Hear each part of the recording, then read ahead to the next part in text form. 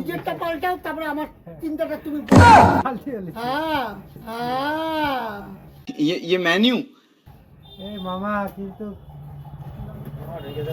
মামা রেগে যাচ্ছে আজকে কিন্তু খুব। সত্যি ঘটনায় তো লাগে মিথ্যা হলে হ্যাঁ, নিজে আলুর দোষের জন্য क्या बोला तूने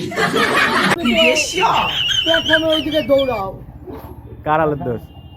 আমার ঘটনা আরে না, আমি ধরে নাও তুমি এসছো অমুক জায়গা থেকে, আচ্ছা এবার